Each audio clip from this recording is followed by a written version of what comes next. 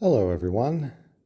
This is likely going to be a shorter video this week, in part because I have been very busy with my master's thesis. I have finished the draft though. I spent most of the weekend doing that, and I have sent it off to the committee for the first round of review, so I'm very happy about that, but I'm also exhausted.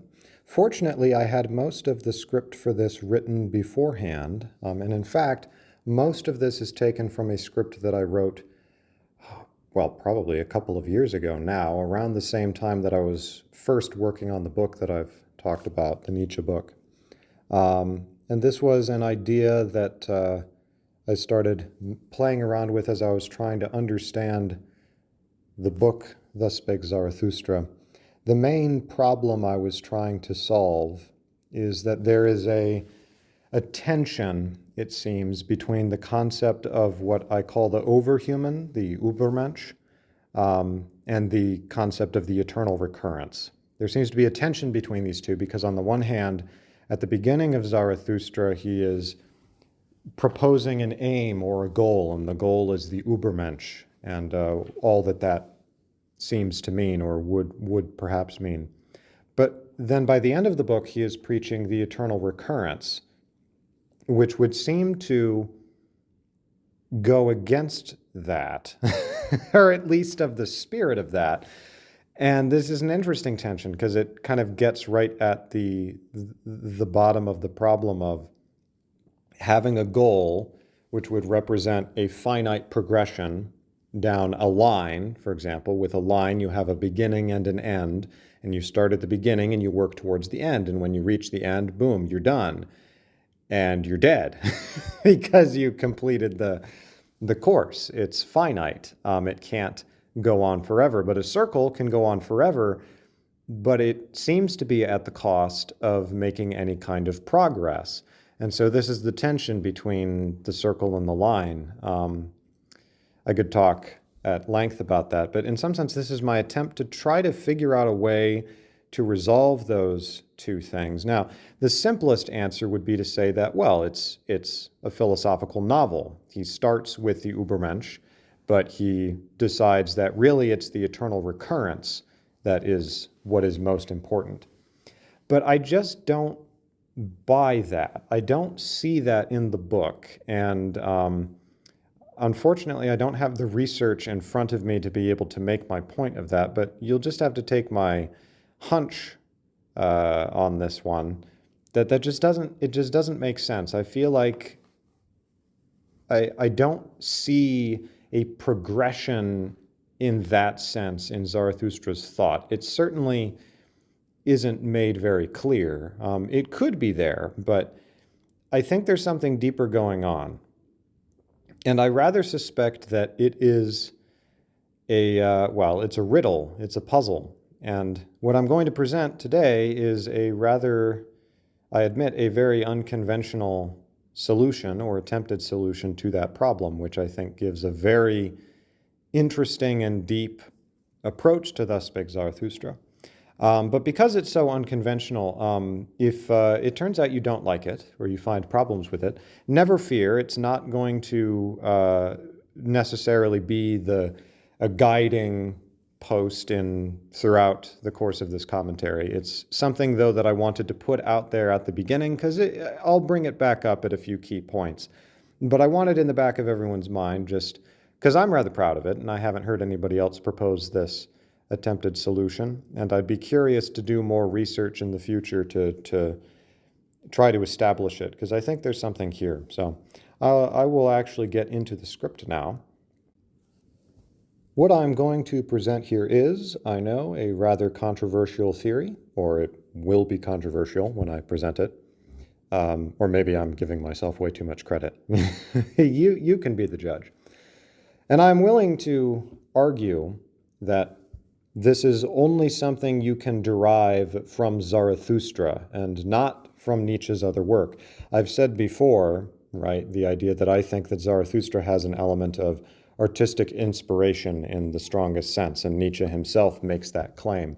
So it seems to me not at all outside the realm of possibility to say that the work Thus Spake Zarathustra, and particularly the ideas that are implied by Zarathustra and Zarathustra's teachings and sayings may not necessarily be aligned with Nietzsche's other work.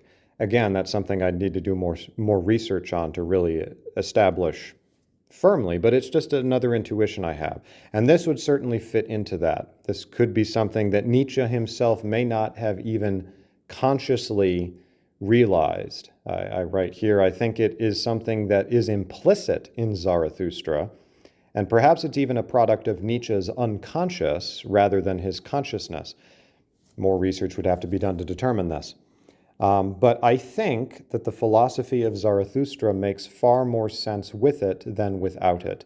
It unites the concept of overhuman with eternal recurrence, of having an aim with the fatalism of circular time, free will with destiny, the circle with the line. And in fact, one more thing, just as a tangent, because this is a more informal video, I will admit. Effectively, I'm invoking a kind of death of the author here, though in a positive sense. I'm linking in the notion of death of the author with effectively Jung and Freud's notion of the unconscious, which is a move that I believe Derrida makes in, I can't remember what it's called, but it's the book that is composed of letters. The Postcard. Yes, the Postcard. At the end of the Postcard, I believe this is a move that Derrida seems to make, where he's effectively relating, or at least this is how I read it, he's relating the death of the author to Freud's theory of the unconscious, because the argument here being that you won't necessarily get all of the meaning out of a work if you consider the consciousness of the author to be the final authority. Because after all, there could be many unconscious motives that still need to be discovered and that have laid themselves out like clues in the person's writings. And so I actually find many aspects of the notion of death of the author to be implicit in Freud and Jung's work and in the whole psychoanalytic project as they practiced it. So I think there might be something like that going on in Zarathustra, where there is a solution that is implicit in the work that was not consciously entertained by Nietzsche, but was unconsciously entertained. So there's that. And let's move into the main script itself. I believe that the key to understanding Thus Spake Zarathustra lies in the second chapter of the third part, called On the Vision and the Riddle. That section elucidates what Nietzsche claimed to be the ground concept of the entire book, the principle of eternal recurrence. It also presents the solution to the problem of nihilism, which is posed by eternal recurrence, namely that, quote, all is empty, all is alike, all has been, unquote. That is from the section that near the end of book 2 sort of kicks off Zarathustra returning home, right? I mentioned that in the plot video. There's a soothsayer who goes about exclaiming, all is empty, all is alike, all has been. And there is a certain implication of eternal recurrence in that statement, and that is what prompts Zarathustra starting to have to come to grips with eternal recurrence. So that's very interesting that it is presented as a problem, and that is exactly how it is presented in The Vision and the Riddle. In the second section of The Vision and the Riddle, Zarathustra sees a horrific scene. It's a nightmare, as it were, that he's having, a horrific vision. A serpent has slithered into the mouth of a sleeping shepherd and fastened its fangs into the shepherd's throat. The shepherd now writhes on the ground, choking. Zarathustra first tries to pull the serpent out, but it is stuck fast. So instead, he orders the shepherd to bite the serpent back. The shepherd does so, decapitating the serpent. He then spits out the head, and in his triumph releases a divine laugh. Zarathustra concludes that the shepherd has now become a superhuman being. An Ubermensch, in other words. I'm actually going to quote this section because I think I just want to make the problem very clear. So, quote, A young shepherd I saw, writhing, choking, twitching, his face distorted, with a thick black snake hanging from his mouth. Had I ever seen so much nausea and pale dread in one face? Surely he must have fallen asleep. Then the snake crawled into his throat, where it bit down firmly. My hand tore at the snake, and tore in vain. It could not tear the snake from his throat. Then it cried out of me, "Bite down! Bite down! Bite off the head! Bite down!" Thus it cried out of me, my dread, my hatred, my nausea, my pity, all my good and bad cried out of me with one shout. Now guess me this riddle that I saw back then. Now interpret me this vision. What did I see then as a parable? And who is it that must someday come? Who is the shepherd into whose throat the snake crawled this way? Who is the human being into whose throat everything that is heaviest, blackest will crawl? Meanwhile, the shepherd bit down as my shout advised him. He bit with a good bite. Far away he spat the head of the snake, and he leaped to his feet, no longer shepherd, no longer human, a transformed, illuminated, laughing being.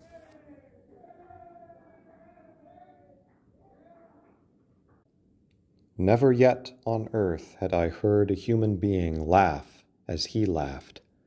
Oh, my brothers, I heard a laughter that was no human laughter, and now a thirst gnaws at me, a longing that will never be still.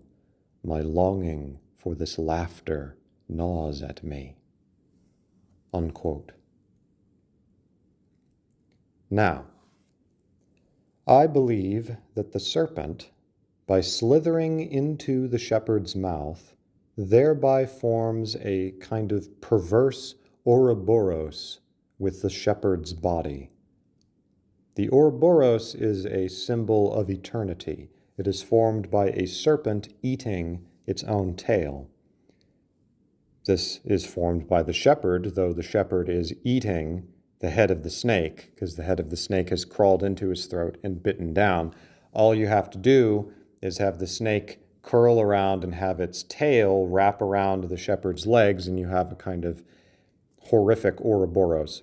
This is not made explicit in the text, but I think it's a fairly natural conclusion to make. So the shepherd's participation via this symbol in an eternal round, an eternal recurrence, if you will, is presented here as a terrible problem. And the solution to this problem, the problem of eternal recurrence, is not merely a stoical acceptance of the recurrence, as is popularly thought and is a natural interpretation from what I have said thus far. On the contrary, the solution, as presented here, involves killing the serpent and thus escaping the eternal recurrence. This is why this is a very unconventional and probably controversial interpretation of Nietzsche. It's unsurprising, since it would seem to contradict what Nietzsche himself said. Nietzsche is quite clear that one must be reconciled with the thought of eternal recurrence. Amor fati, the love of fate.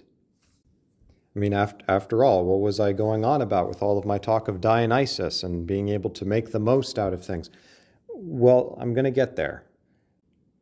Amor fati and the reconciliation with eternal recurrence, I argue that this is precisely why Zarathustra fails to pull the serpent out of the shepherd's mouth, because the solution is not merely a denial. Rather, the solution consists of two actions.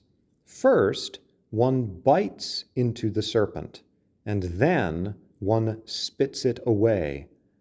The bite, symbolically, is a radical affirmation of eternal recurrence. And paradoxically, this very affirmation is what allows one to transcend eternal recurrence and thus negate it. Hence, a bite followed by a spitting away.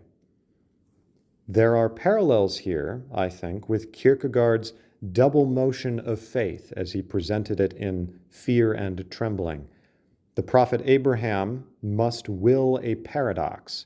He must act in the belief that by his willingness to sacrifice Isaac, he will get Isaac back. And without this sacrifice, he will actually lose Isaac. That is an idea, by the way, that I owe in part to Logan Reynolds, who I did an interview with. I'll put a link to that in the description. We don't talk about that idea specifically. It's just been in our own private conversations, but maybe we will in the future. In any case, in the same way as what I think Kierkegaard lays out in Fear and Trembling, in the same way, by accepting eternal recurrence and all that that means, Zarathustra is free to transcend it and thus to create anew. That's how you get out of the problem of all is empty, all is alike, all has been. That's how you get a group or at least an individual who is a true creator. For only through the exercise of accepting all that is or was can one earn the right to change it. We see this double motion in the parable of the three transformations. First, the spirit must become a camel, or beast of burden. Nietzsche often refers to the eternal recurrence as the heaviest weight. Thus, the greatest camel is that which can bear and affirm the heaviest weight, which is the weight of the entire history of eternity, both good and evil. This, however, is only the first transformation. After the camel comes the lion, who is necessary in order to slay the dragon, the serpent. The dragon blocks the spirit from willing its own will by imposing the authority of the eternal past. For those of you who have no idea what I'm talking about, you've never read Zarathustra before, this will make sense in time. Sorry about that. But I'm just trying to get this all out there. So the dragon has to be negated by the lion. Once the lion has slain the dragon or serpent, the final transformation occurs into the child. The child represents the innocent, unbiased freedom which is necessary for genuine creation. The eternal recurrence has now become a game for the child who is free to play and experiment for eternity. To modify Tyler Durden's adage, only when you have accepted everything are you truly free to do anything. This is made fairly clear, I think, in the story of the three transformations in Zarathustra, because he specifically describes the child as being debtless. The child does not have any debts. That is, the child doesn't have anything haunting them from behind them, driving them on. This will become more clear later in the script. You see, the means for this transcendence is called backwards willing. This is a concept that is introduced near the end of Book 2 in the chapter on redemption. We learn here that time and will only run in one direction, meaning that will cannot unwill what has already happened. It is for this reason that life is caught in the cycle of eternal recurrence, ever chased by the same past into the same future. As we'll learn later, this seems to be essential to Nietzsche's conception of what it actually means to be a human being.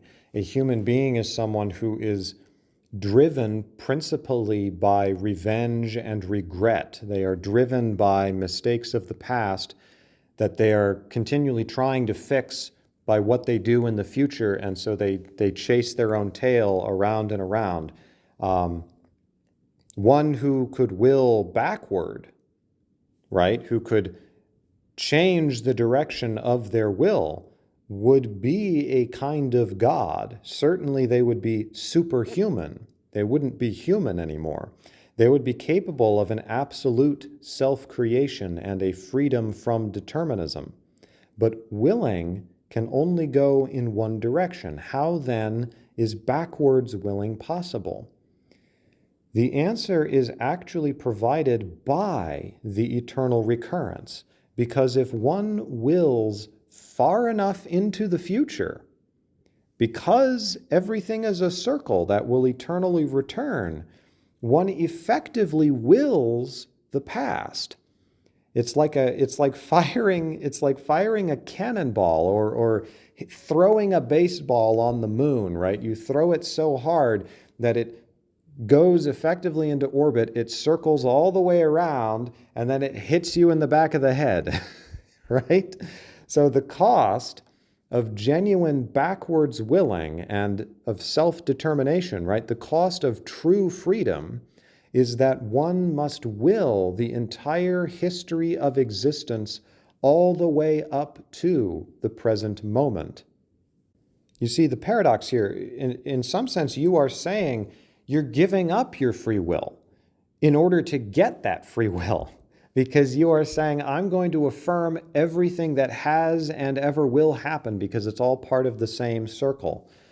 Once one reaches the present moment in this way, from behind, like I said, like a baseball circling the earth, when you reach the present by willing into the future, one can will oneself to act differently than one would have done. This, at least, is the implication, assuming that I'm at all correct in how I'm interpreting his notion of backwards willing.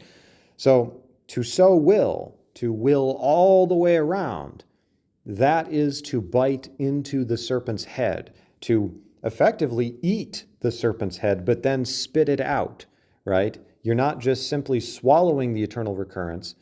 You bite into the head and you decapitate it.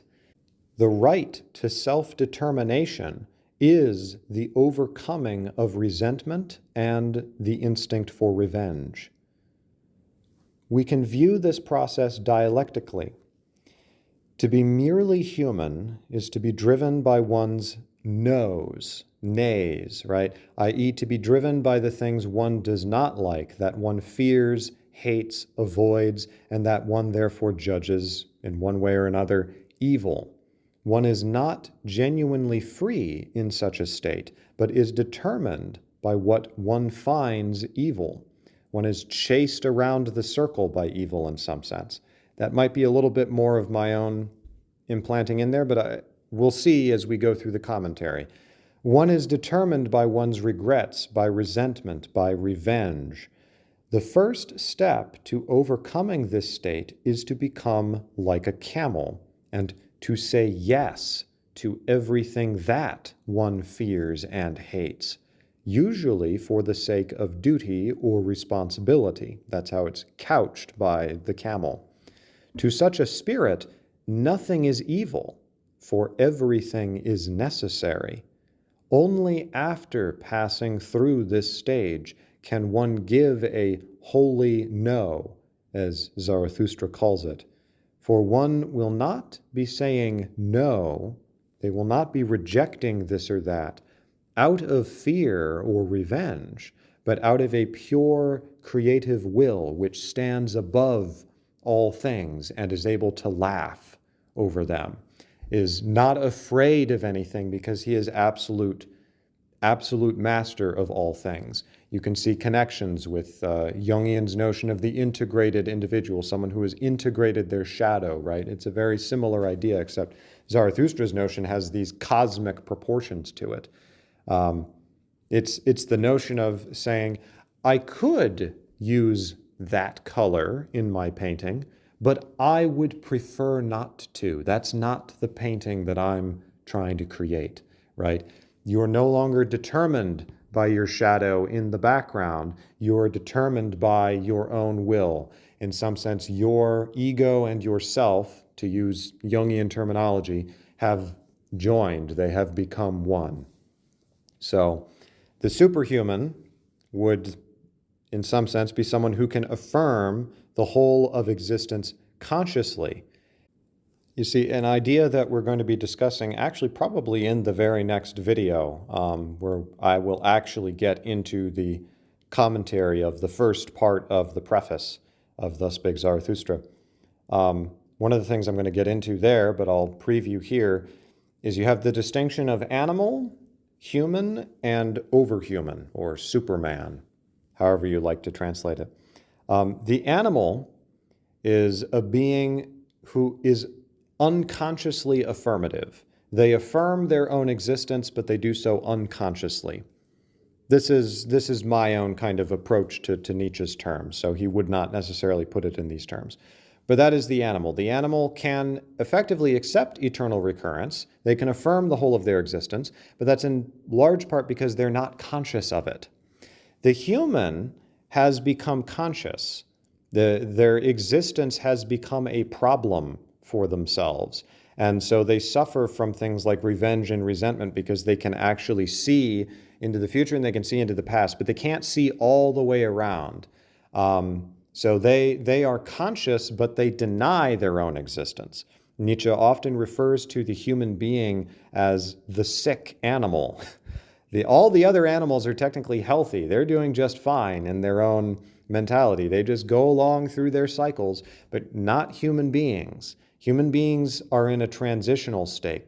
They are sick, as with pregnancy, the pregnancy of the overhuman, who is that being that can consciously affirm the whole of existence. So it's this great step forward from the animal to the overhuman, from something that unconsciously affirms its existence to something which consciously affirms its existence. And by doing so, gains the right to rule effectively, because they are the one truly free being. They are no longer a slave. They have become truly a master. I'm going a little bit, I'm going a lot off script at this moment because I only have some notes here, but I think you see the idea. So Zarathustra, if I understand correctly, wants his friends to become creators, co-creators, but they cannot become true creators until they have overcome revenge through backwards willing the eternal recurrence. The way to overcome revenge is to will eternal recurrence. Only then does one have a right to act as a philosopher, as I believe I mentioned in the last video, or touched on this idea. I'd like to get into it a lot more later in the commentary as I myself come to understand it better. But this notion of the philosopher as a ruler, as somebody who is a spiritual sculptor of humankind through their putting forth of ideas effectively. And Nietzsche's idea that he proposed to put forward was itself the notion of eternal recurrence. And I think this he saw as a way to the first step in bringing about the advent of the overhuman.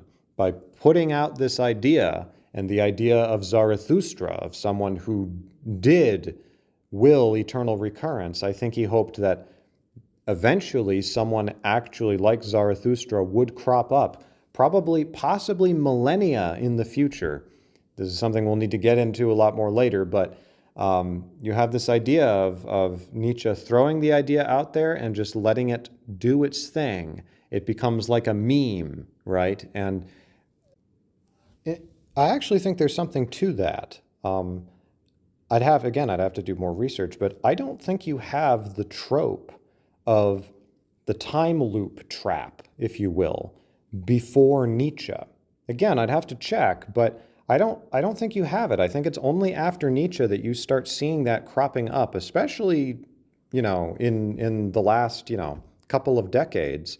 That's become a real idea. Think of like in Doctor Strange. That was a more positive version of it. Usually it's seen as a nightmare. I think it's only particularly recently that you've seen it cropping up a little more positively. In the Doctor Strange, like I was saying, there's at the very end, he tricks Dormammu, or whatever his name was, into thinking that into putting him into a time loop where he gets killed again and again and again by Dormammu, basically to tire or bore Dormammu until finally he lets him bargain with him. You'll have to watch the movie. It's probably the best part of the movie. But you have like Groundhog Day, you have a lot of stories, and you also have people who will interpret stories as just being in eternal time loops. I've seen that happen with stories where it's like, why are you interpreting this as an endless loop? Why are you being so pessimistic about it? But it's an idea that has gotten rooted in people's minds. So it does seem to have become a bit of a meme.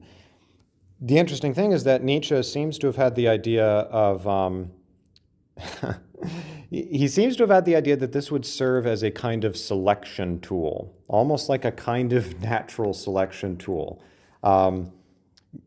that would distinguish those who are able to become creators from those who utterly negate life, because those who negate life cannot stand the idea of eternal recurrence because they don't want to live through their same life again and again and again.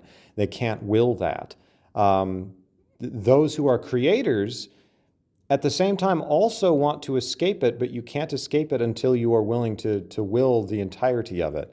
So there seems to have been this idea, you find it in Nietzsche's notes where he seemed to think that part of the reason he was trepidatious about putting the idea out there is he seems to have really believed, you can chalk it up to a certain grandiosity, and I frankly think there's a little bit of that there, but he seems to have thought that if I let this idea out, it's going to start grabbing hold of people in the same way that it has grabbed hold of me, and it's not going to let them go, and in the future, it's going to cause problems. It's going to drive people crazy. He famously says it will either crush them or it will exalt them. I think I used that quote in one of the earlier videos. I'm not quoting it correctly here, but yeah, so it serves as a kind of, the way I wrote it here is Nietzsche seems to have believed that eternal recurrence would be a selection mechanism that would crush the weak and affirm the strong, a kind of last judgment, or, if you like, kind of like the light and truth of God, which either exalts or burns to a crisp. So that's all I've got. Again, a bit of a shorter video. I filled it in with a lot more of me improving. I'll have a little bit of a better put together video, but I just wanted to get some ideas out there. I've been enjoying doing this every week. I hope you've been enjoying it. Thank you very much for your support. I really appreciate it. And yeah, let me know what you think of this idea. I'd be curious. And I will see you all next week. Thank you.